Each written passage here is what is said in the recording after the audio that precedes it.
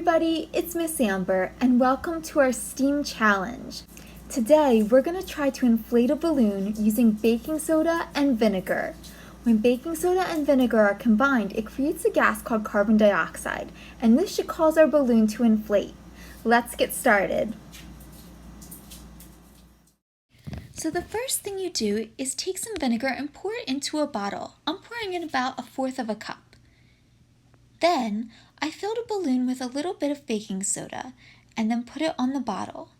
When you're ready to inflate the balloon, you tip it over and observe the results.